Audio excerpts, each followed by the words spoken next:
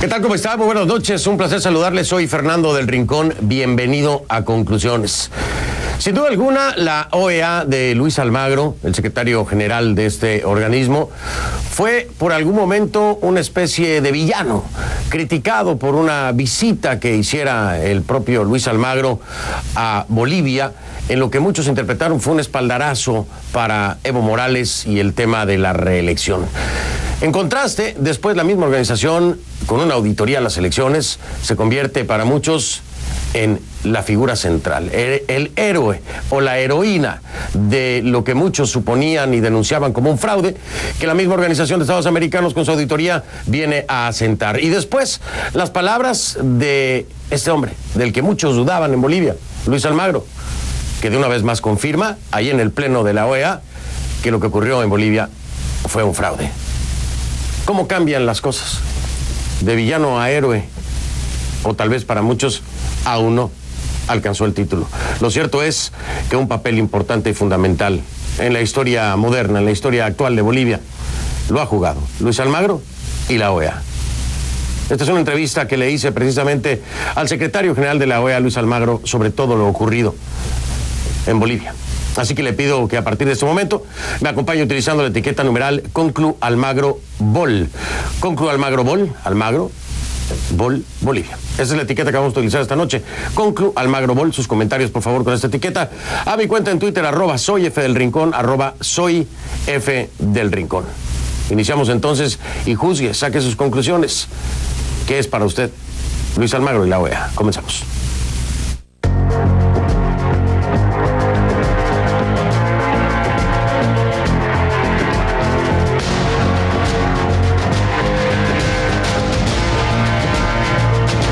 La bienvenida y por supuesto agradezco me acompañe al secretario general de la OEA, Luis Almagro, que está esta noche con nosotros en Conclusiones. Secretario, muchas gracias de nueva cuenta por su tiempo, bienvenido como siempre. Encantado de estar con ustedes y un placer de tener esta entrevista que es muy importante para nosotros llegar a tu audiencia. Gracias, es usted muy amable, muy importante para nosotros y para nuestra audiencia que nos acompañe.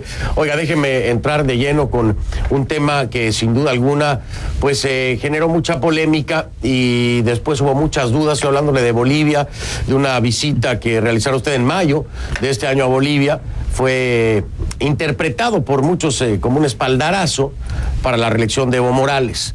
Sin embargo, bueno, ahora la OEA tuvo un papel muy importante con el tema de la auditoría y yo le pregunto, ¿usted cree o interpreta esto como una reivindicación con el resultado de la auditoría ante los bolivianos que después de esa visita que tuvo usted dudaban de la capacidad de la OEA, no solamente durante la elección, sino también en la auditoría? Incluso había voces que decían, no queremos la auditoría de la OEA, pues por esta visita que habría hecho. ¿Siente usted que hay una reivindicación tanto de la OEA como de Luis Almagro entre los bolivianos?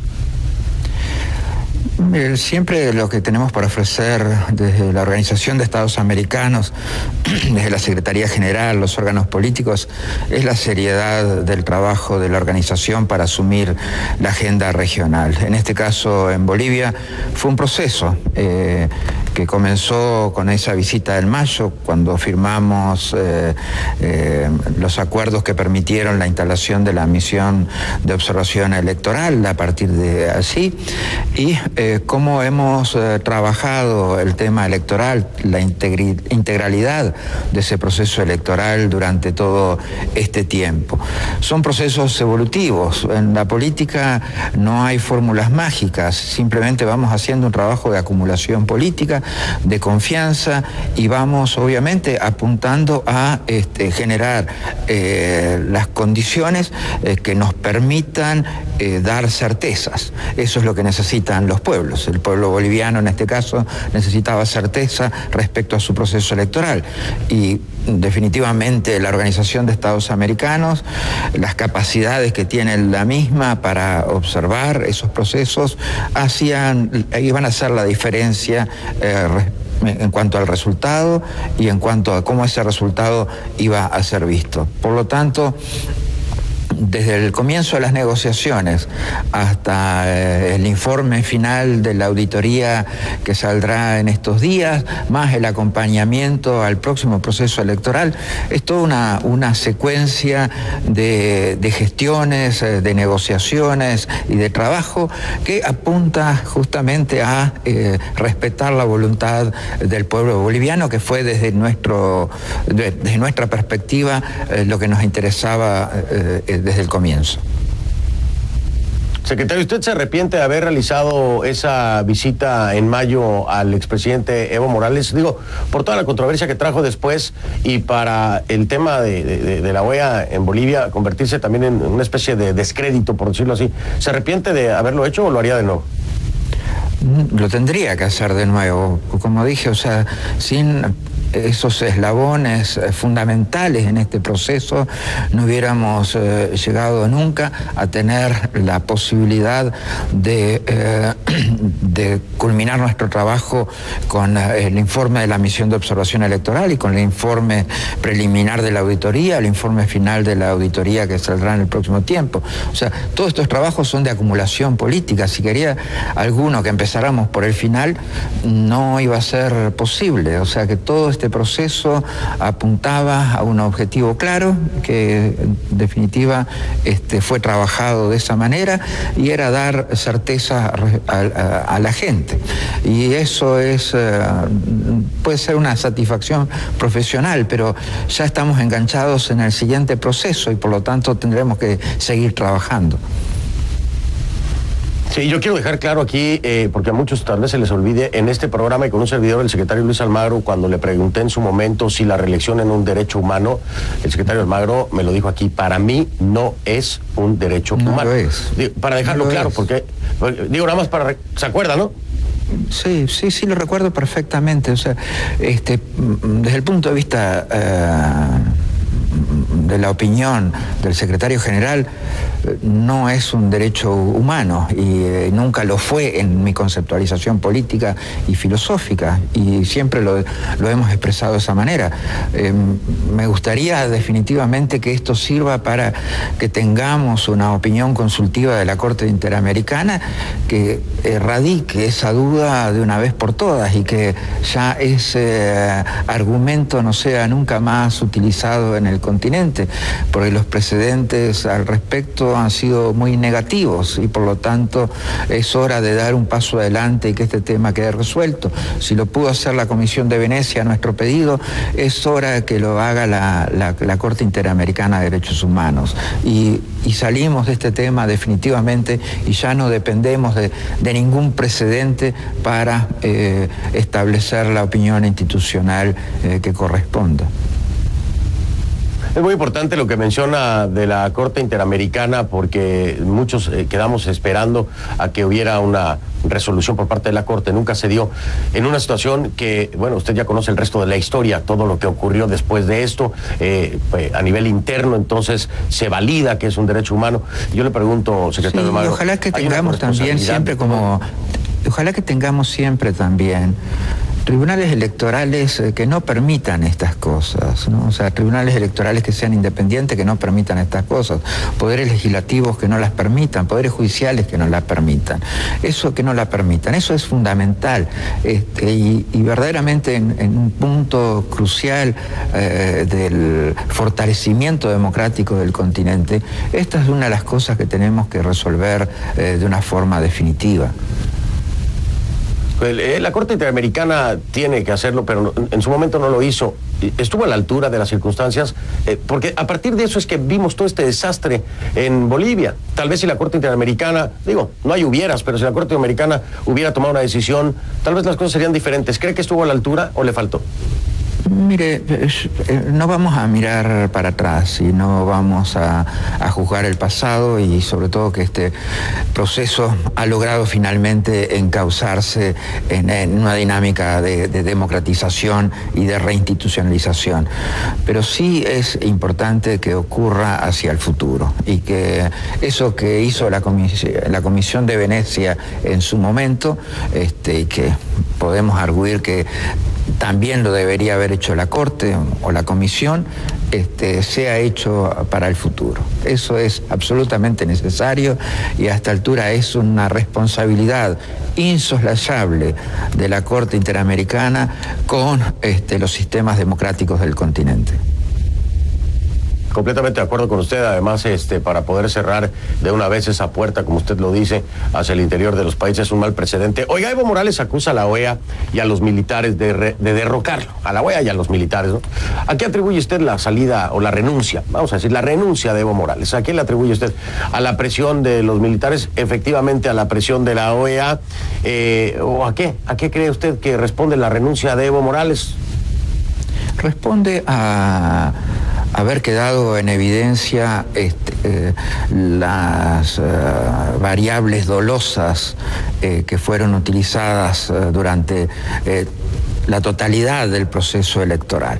Y cuando las mismas quedan claramente probadas a partir del informe preliminar de la auditoría, él siente que ya había sido golpeado por el resultado electoral, es golpeado ante estas evidencias y se tiene que ir. Es una reacción muy natural. Hoy, unas semanas después, le puede echar la culpa a quien quiera. Él sabe, yo lo sé, que él tuvo que renunciar porque simplemente la situación era insostenible después de probado esas maniobras dolosas de alteración del resultado electoral. Es algo que pasó ya en el continente antes. O sea, el caso de Fujimori es también muy claro al respecto. Comete un fraude electoral y se tiene que ir. Y no es el que le dice, por favor, renuncie, porque en realidad uno se tiene que ir solo en esos casos. Vamos a poner que el día 20 de marzo es mi reelección. Acá, la elección del secretario general de la OEA. Y vamos a poner que yo altero el resultado utilizando diversos artilugios, o una urna de votos con fondo doble, o sacando votos, o manipulando las actas, y me descubren. Me tengo que ir corriendo. O sea, eso es una cuestión de responsabilidad política básica.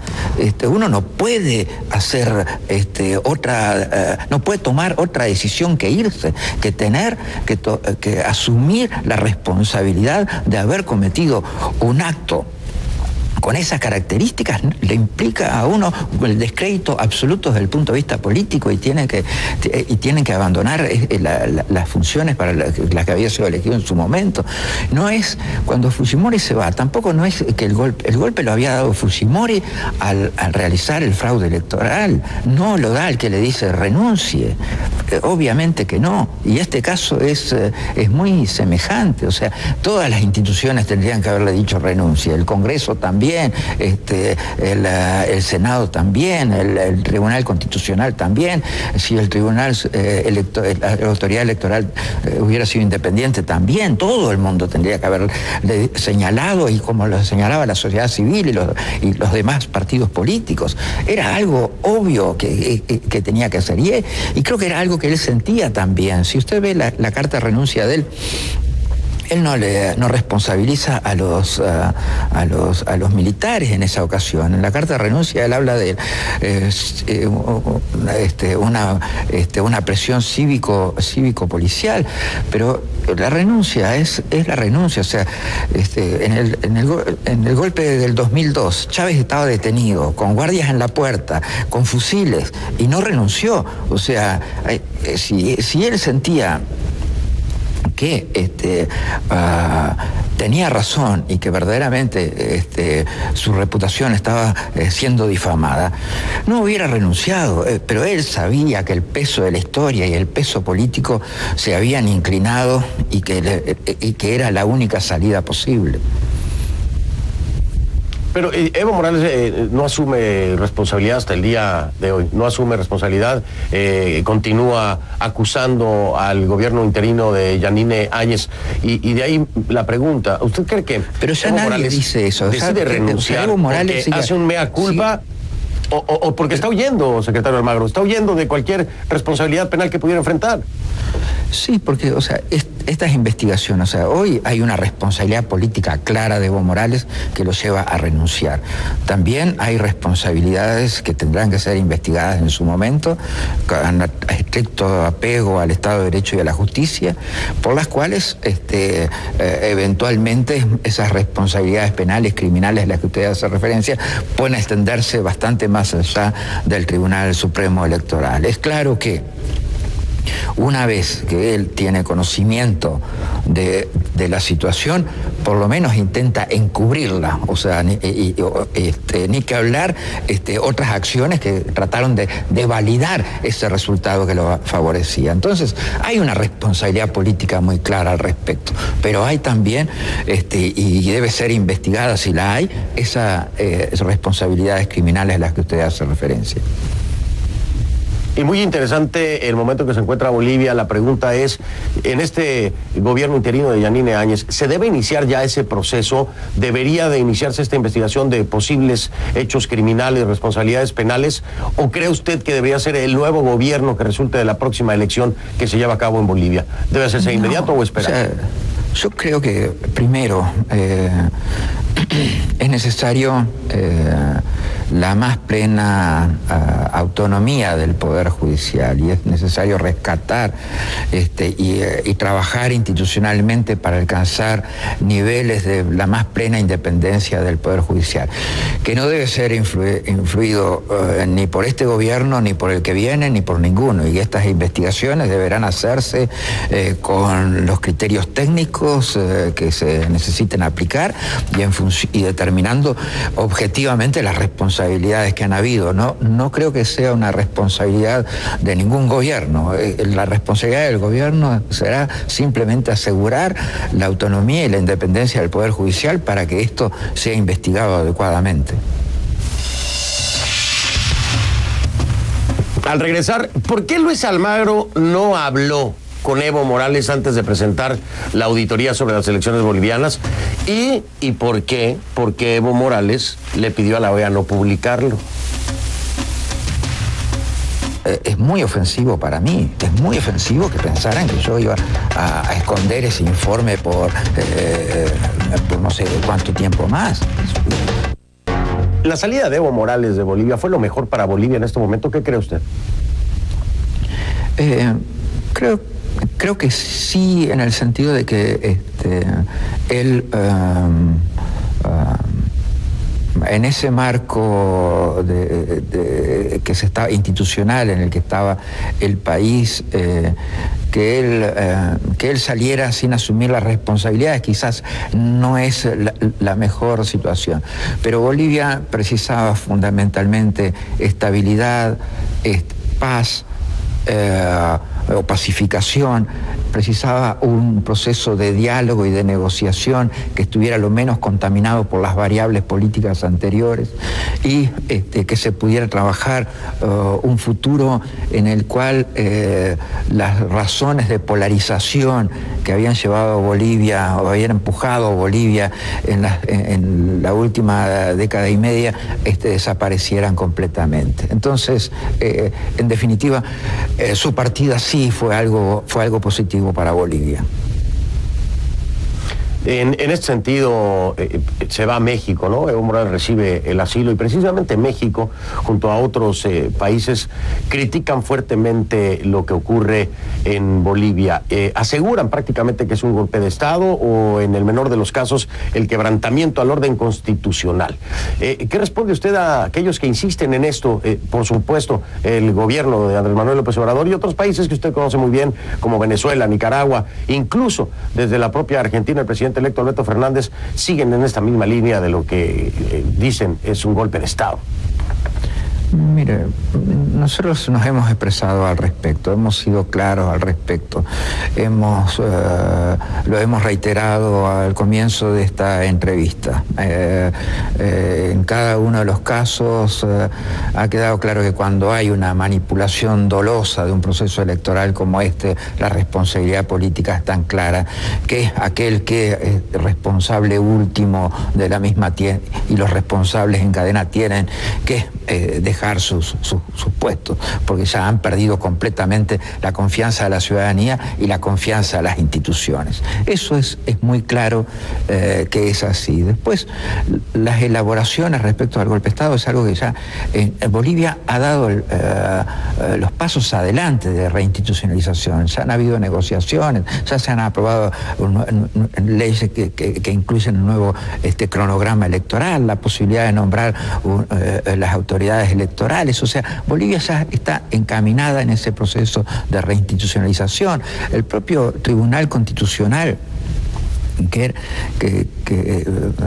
a los que alguna gente le podía adjudicar ciertas afinidades con el expresidente Evo Morales, también fue claro al respecto. Entonces, sí hay determinados sectores políticos que más bien basados en razones ideológicas, porque miden con una vara lo de Evo Morales y como medían con otra vara lo que había hecho Fujimori en su momento con su fraude electoral, y son dobles estándares que no son admisibles. Bueno, nosotros no podemos trabajarlos en esa dinámica ideológica de la organización. Tenemos que ser muy claros al respecto y, como decía hoy, dar las certezas jurídicas e institucionales que se necesitan. Y Bolivia está en ese camino.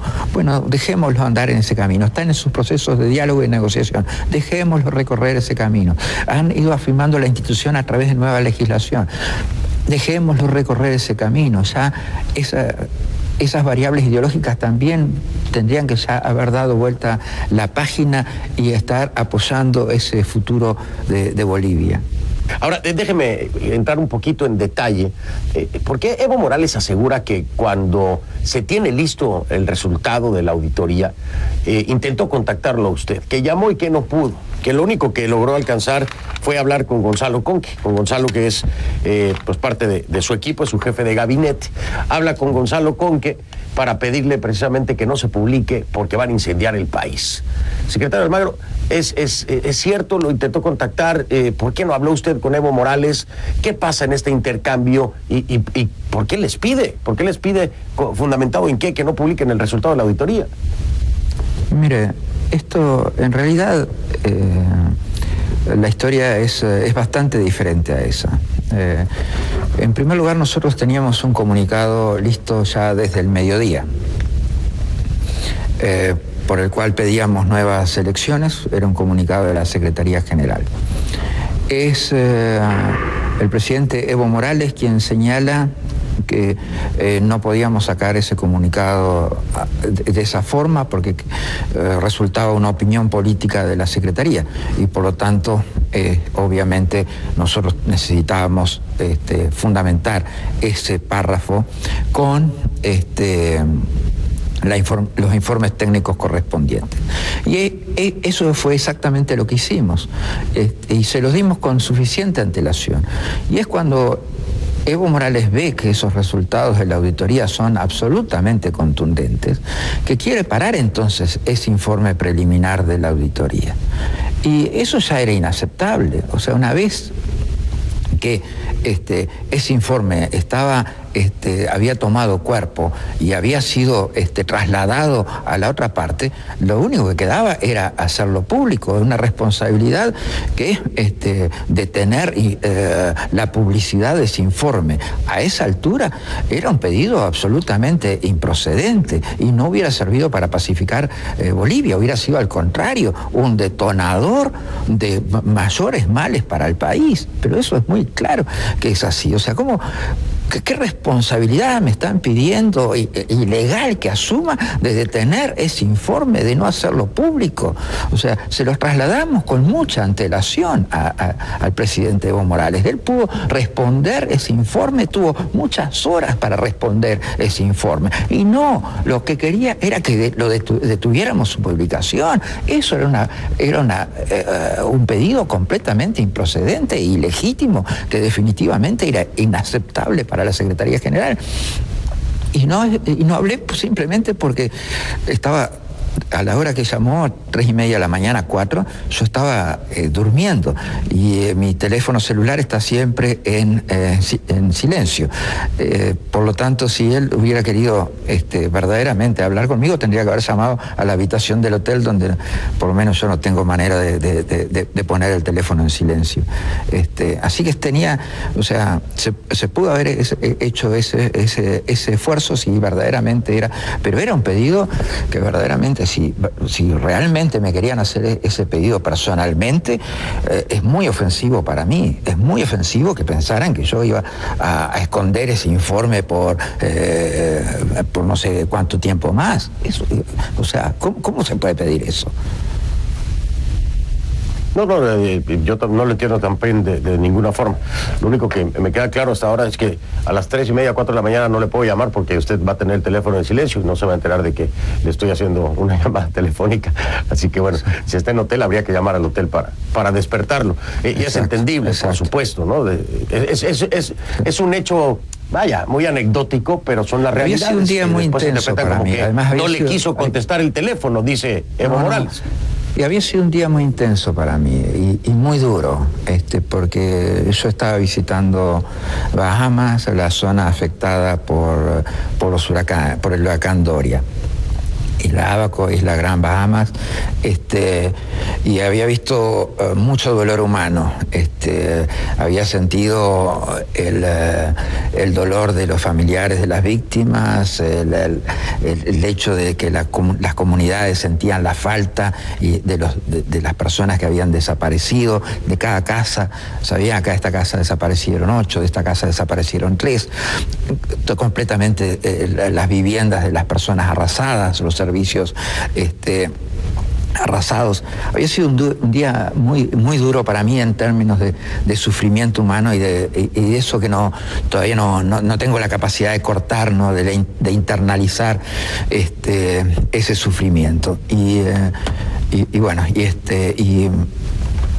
yo simplemente yo no iba a ver el informe de la auditoría, simplemente se necesitaba ese respaldo, se había trasladado, no íbamos a cambiar el informe y no íbamos a cometer un acto tan improcedente como ocultar ese informe de la opinión pública durante más tiempo. Durante ningún tiempo. Hubiese sido un disparate, completamente. Un disparate absoluto. Antiético, inmoral, ¿qué le puedo decir? Hay muchos calificativos. Oiga, ilegal, ilegítimo, todos los calificativos. Ilegal. Exactamente, de acuerdo con usted. Hay quienes en este sentido, ya en el panorama regional, dicen que la OEA tiene un doble estándar para el manejo de las situaciones críticas por cómo se plantea o se expresa situaciones en países como Ecuador, como Chile, como Colombia, frente a situaciones como las de Bolivia o Venezuela o Nicaragua. ¿Qué responde usted a esto de dobles estándares en los que dicen prácticamente ir en contra de estos países alineados con el socialismo del siglo XXI y no así de los gobiernos, por ejemplo, de Iván Duque, de Sebastián Piñera, de Lenín Moreno? ¿Qué responde? Eso es algo completamente falso y también es una dimensión de crítica que tiene un fuerte componente ideológico y que es inadmisible. Esa misma gente, cuando otras ocasiones tampoco las ha obviado y omitido, y muchos saben que he asumido responsabilidades políticas. Usted mencionó algunas al principio que me valieron mucha crítica de la derecha. El caso de Bolivia es muy paradigmático en esto. O sea, hubo un momento, determinados meses, que fue criticado por la derecha o la oposición política del país, y otros momentos, como ahora, que soy criticado por la izquierda del país. O sea, actuamos con ecuanimidad. Ponemos los principios sobre la mesa y nos apoyamos en informes técnicos contundentes. Ese es nuestro trabajo y eso es lo que vamos a seguir haciendo. No podemos entrar en estas disquisiciones y estos juegos ideológicos porque se nos enreda completamente la organización. Eso sería también algo que sería inadmisible de ningún punto de vista. Imagínense que todos los posicionamientos estuvieran contaminados de ideología. No, a veces se ha enojado conmigo la derecha y a veces se ha enojado conmigo la izquierda. Y pueden repasar todos estos años de actuación y van a ver que han sido varias veces uno y varias veces los otros. Y en ese fuego cruzado, lo único que podemos hacer es apegarnos a los principios y apegarnos a las investigaciones y a las conclusiones de los informes técnicos correspondientes. Y no contaminar con ninguna variable ideológica, ni esos informes ni los principios.